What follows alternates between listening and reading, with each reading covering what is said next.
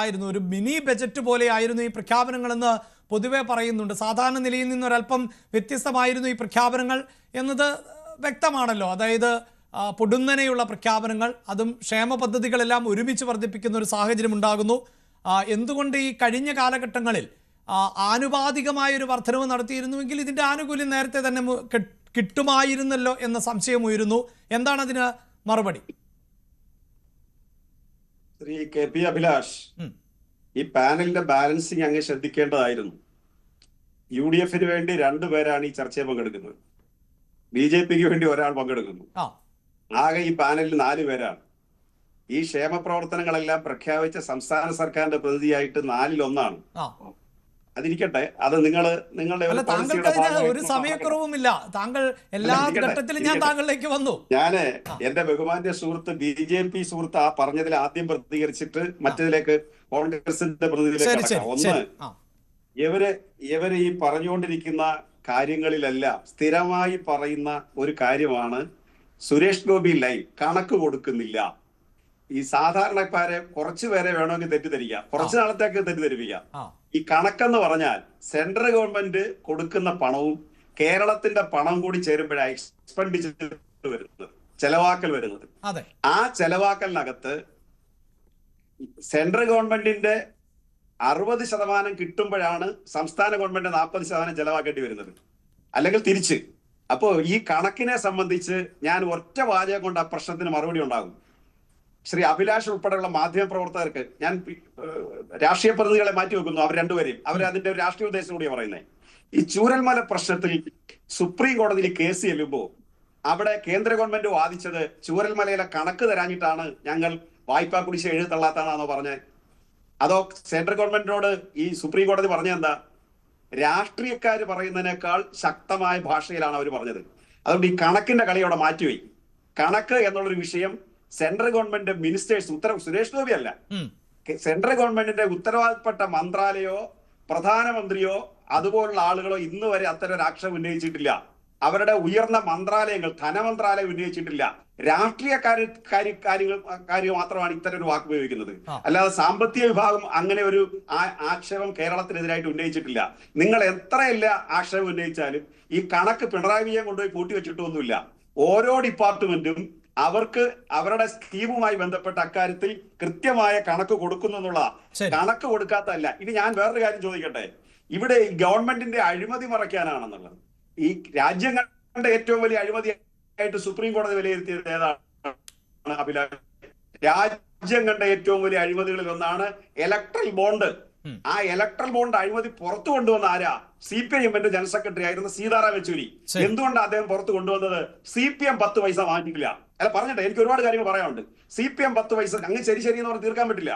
CPM 10 പൈസ വാങ്ങിച്ചിട്ടില്ല. CPMന്റെ 9 വർഷ ഭരണകാലത്തിനിടയിൽ ഏത് അഴിമതി കേസാണ് കേരളത്തിലെ കോടതികളിൽ നിങ്ങൾക്ക് തെളിയിക്കാൻ പറ്റിയത്?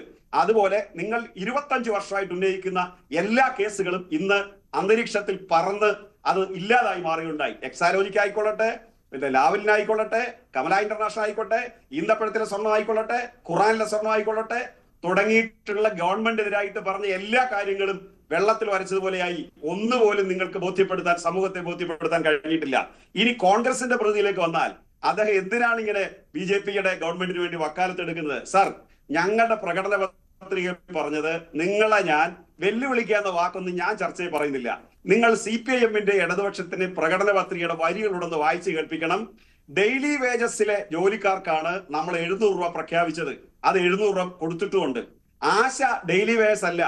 ആശ എന്ന് പറയുന്നത് കേന്ദ്ര ഗവൺമെന്റ് പദ്ധതിയാണ്, സ്കീമാണ്. ആ സ്കീം ഡെയിലി വേജസ് വരുന്നതല്ല, അത് സോഷ്യൽ സർവീസ് ആണ്.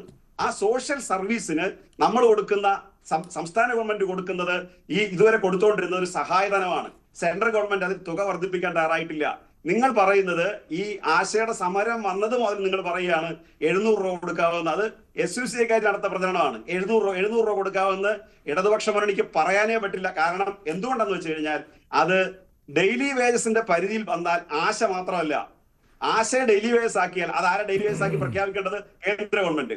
കോൺഗ്രസിന്റെ പ്രതി തൊട്ടടുത്തിരിക്കുന്ന അല്ല, നമ്മുടെ പാനലിലുള്ള BJP സുഹൃത്തിനോട് പറയുക അത് കേന്ദ്ര സ്കീം പ്രഖ്യാപിക്കാൻ പറയുക, അല്ലാതെ സംസ്ഥാന ഗവൺമെന്റിന്റെ മേലെ അടിച്ചേൽപ്പിക്കരുത്. ഇനി ഒരു കാര്യം കൂടി അതിനകത്ത്, ഇന്ത്യ രാജ്യത്ത് കോൺഗ്രസ് ഭരിക്കുന്ന ഏത് സ്റ്റേറ്റിലാണ് ആശാ വർക്കർക്ക് കേരളത്തിലേക്കാൾ വലിയ തുക കൊടുക്കുന്നതെന്ന് പറഞ്ഞാൽ ആ പ്രശ്നം പരിഹരിക്കാം. രണ്ടാമത് കിഫ്ബിയുടെ കാര്യത്തിൽ രമേശ് ചെന്നിത്തലയുടെ മണ്ഡലം നോക്കിയാൽ മതി സാർ.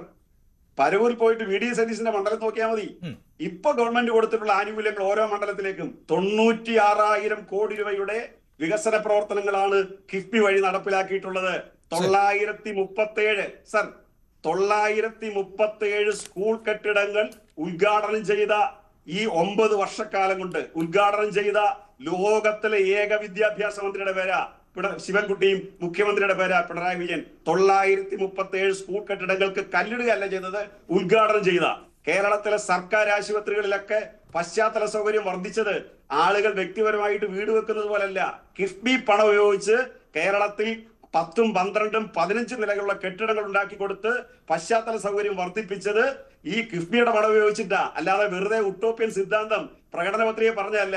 നിങ്ങൾ പ്രകടന പത്രിക നടപ്പിലാക്കിയാൽ മര്യാദ കേടെന്ന് പറയും, BJP പറയും പ്രകടന പത്രിക നടപ്പിലാക്കാനുള്ളതല്ല, അത് പറയാനുള്ളതാണെന്ന് കൃത്യമായി പറഞ്ഞവരാ നിങ്ങൾ.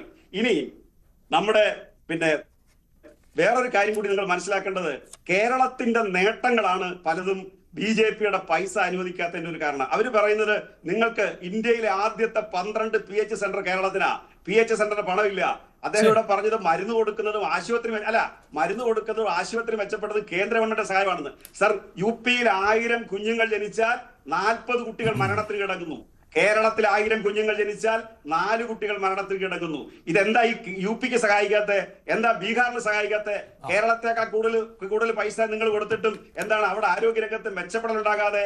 ഇന്ത്യ രാജ്യത്തെ 23 കാര്യങ്ങളിൽ 1-ാം സ്ഥാനത്ത് കേരളം എത്താനുള്ള കാരണം കേരളത്തിലെ ഗവൺമെന്റ് എടുക്കുന്ന ജനോപകാരപ്രദമായ നിലപാടും ആണ്. ഇനി കടം വാങ്ങിച്ചാൽ നിങ്ങൾ കൊടുക്കുന്നതെന്ന് പറഞ്ഞു. സാർ, കടം വാങ്ങിക്കുന്നതിന് കേന്ദ്ര ഗവൺമെന്റ് അനുമതി വേണം, BJP ഗവൺമെന്റ് അനുമതി വേണം. നിങ്ങൾ അനുമതി തരുന്നില്ല.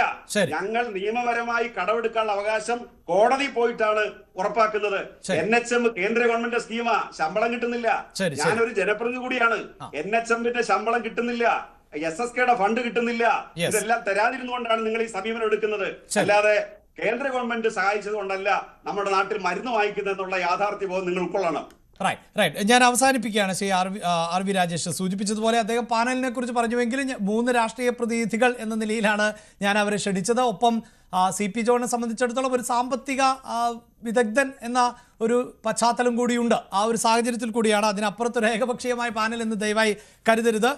ശ്രീ ആർ വി രാജേഷ്, ഞാൻ അവസാനിപ്പിക്കുമ്പോൾ എന്തു തന്നെയുമാകട്ടെ, ഈ തെരഞ്ഞെടുപ്പിൽ ഇടതുമുന്നണിക്ക് ജനങ്ങൾക്ക് അവരുടെ ക്ഷേമ പദ്ധതികൾ അത് പണം നേരിട്ട് ലഭിക്കുന്നുവെങ്കിൽ അങ്ങനെ അതിപ്പോൾ KC വേണുഗോപാൽ പറഞ്ഞത് ഇത് മോദി സ്റ്റൈൽ എന്നുള്ളതാണ്. മോദിയും അങ്ങനെ ജനങ്ങളുടെ അക്കൗണ്ടിലേക്കൊക്കെ എത്തുന്ന തരത്തിൽ ചില പ്രഖ്യാപനങ്ങൾ നടത്തിയിട്ടുണ്ടല്ലോ. അപ്പോൾ ഒരു ആശങ്ക സൃഷ്ടിക്കുന്നുണ്ടോ UDF-നെ സംബന്ധിച്ചിടത്തോളം? അവസാനിപ്പിക്കുകയാണ്. ഒരാശങ്ക സൃഷ്ടിക്കുന്നത്. പക്ഷേ ഇവിടെ ശ്രീ PK ഗോവൻ പറയുന്നത് യാതൊരു ഡേറ്റയുടെ അടിസ്ഥാനമില്ലാതെ അദ്ദേഹം കുറേ രാഷ്ട്രീയ പ്രസംഗങ്ങൾ നടത്തുകയാണ്. അദ്ദേഹത്തെ പൊഴുത്തിക്കോട്ടെ, അത് ഗവൺമെൻറ്റിനൊക്കെ പൊഴുത്തുന്ന അദ്ദേഹത്തിൻ്റെ ജോലിയാണ്, തള്ളി മറിക്കാം, അതൊക്കെ കുഴപ്പമൊന്നുമില്ല. പക്ഷേ യാഥാർത്ഥ്യമൊന്നുമല്ല. നിങ്ങളുടെ പ്രകടനപത്രികയെക്കുറിച്ച് പറഞ്ഞു. പ്രകടനപത്രികയിലെ പേജ് നമ്പർ ഉൾപ്പെടെ ഞാൻ പറഞ്ഞു. 16-ാമത്തെ പേജ് നമ്പർ എടുത്തൊന്ന് വീട്ടിൽ പോയി വായിച്ചു നോക്കണം. അംഗൻവാടി വർക്കർമാർ, ആശാ വർക്കർമാർ, സ്കീം വർക്കർമാർ, താങ്കൾ മര്യാദ വേണം, ചർച്ചയിൽ മര്യാദ വേണം. താങ്കൾ സംസാരിച്ചപ്പോൾ ഞാൻ ഇടപെട്ടില്ലോ. ഇവർക്കെല്ലാം 700 രൂപയാക്കുമെന്നുള്ള പ്രകടനപത്രികയുടെ പ്രഖ്യാപനം. 2,500 രൂപ എല്ലാ ക്ഷേമ പെൻഷനും മാറ്റും എന്ന് പറഞ്ഞു. പിന്നെ ഇവിടെ പറഞ്ഞ പോലെ 600 രൂപ അല്ല ശ്രീ ഉമ്മൻചാണ്ടി ഭരിച്ചിരുന്നപ്പോൾ ക്ഷേമ പെൻഷൻ 300 രൂപയായിരുന്നു ശ്രീ VS അച്യുതാനന്ദന്റെ കാലഘട്ടത്തിൽ ക്ഷേമ പെൻഷൻ. അത് ആദ്യം 600 രൂപയാക്കി, പിന്നീട് 1000 രൂപയാക്കി, മുതിർന്ന പൗരന്മാർക്ക് 1500 രൂപയാക്കിയിട്ടാണ് ആ ഗവൺമെൻറ് ഇറങ്ങിപ്പോയത്. അതവിടെ നിൽക്കട്ടെ. പിന്നെ ഇവിടെ കേരളത്തിൽ ഒരുപാട് കാര്യങ്ങൾ ചെയ്തു എന്ന് പറയുന്നു. പക്ഷേ എന്തൊക്കെയാണ് നിങ്ങൾ ചെയ്തത്? നിങ്ങൾ ഏതൊക്കെ കാര്യങ്ങൾക്കാണ് വർദ്ധിപ്പിച്ചത്? ഇവിടെ ജനങ്ങൾക്ക് ഇപ്പോൾ കൊടുത്തു, അതൊക്കെ സത്യമാണ്. നിങ്ങൾ പറഞ്ഞത് കൊടുത്തില്ല. ഇവിടെ കറണ്ട് ചാർജ് 5 തവണ കൂട്ടി, വെള്ളക്കര 3 ഇരട്ടി കൂട്ടി, നിങ്ങൾ വീട്ടുകര ഇരട്ടിയായി വർദ്ധിപ്പിച്ചു, പെർമിറ്റ് ഫീസ് കൂട്ടി, മദ്യത്തിന്റെ വില കൂട്ടി, അവശ്യ സാധനങ്ങൾക്ക് വില കൂട്ടി, എല്ലാ സാധനങ്ങൾക്കും പെട്രോളിനും ഡീസലിനും 2 രൂപ സെസ് ഏർപ്പെടുത്തി. ഇതെല്ലാം കൂട്ടിയപ്പോൾ അതിനാനുപാതികമായി ജനങ്ങൾക്ക് ഏതെങ്കിലും രീതി, പിന്നെ ലോകോത്തര നിലവാരമുള്ള ആശുപത്രികൾ, അവിടെയാണല്ലോ കോട്ടയത്ത് ആശുപത്രി കെട്ടിടം ഇടിഞ്ഞു വീണ് സാധാരണക്കാരായ രോഗികൾ മരിക്കുന്ന കേരളം, ആശുപത്രിയിൽ മരുന്നില്ലാത്ത കേരളം, ആശുപത്രിയിൽ മരുന്നിന് 1500 കോടി രൂപയുടെ കുടിശ്ശിക, സപ്ലൈകോയ്ക്ക് 2115 കോടി രൂപയുടെ കുടിശ്ശിക. ഇപ്പോൾ കാരുണ്യ പദ്ധതി ഉണ്ടോ? ആശ്വാസകിരണം പദ്ധതി ഉണ്ടോ? അമ്മയും കുഞ്ഞും പദ്ധതി ഉണ്ടോ? മെഡിക്കൽ കോളേജിൽ സൗജന്യ ചികിത്സയുണ്ടോ? ഇതെല്ലാം നിഷേധിച്ചവരല്ലേ നിങ്ങൾ?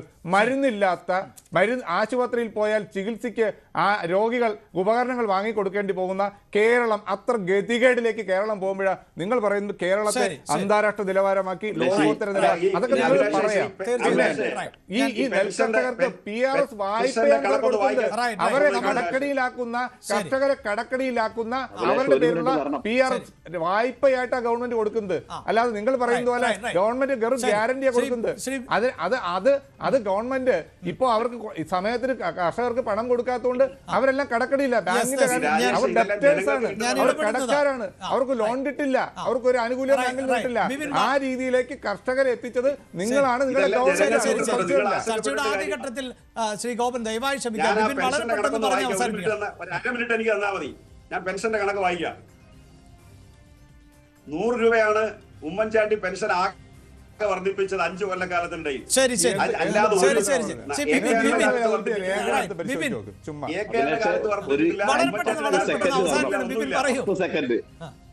ഇവിടെ ഈ രാജ്യഘട്ടത്തിൽ വെച്ച് ഏറ്റവും വലിയ അഴിമതി നടത്തിയ ഗവൺമെന്റ് ആണ് LDFന്റെ ഗവൺമെന്റ്. അവർ കിഫ്ബി വഴി, ഊരാങ്കൽ സൊസൈറ്റി വഴി, ഊരാലുങ്കൽ സൊസൈറ്റിയുടെ പ്രത്യേകത ഈ കേരളത്തിലെ LDF നേതാക്കന്മാരുടെ എല്ലാ നിക്ഷേപങ്ങളുള്ള കമ്പനിയാണ് ഈരാലുങ്കൽ സൊസൈറ്റി.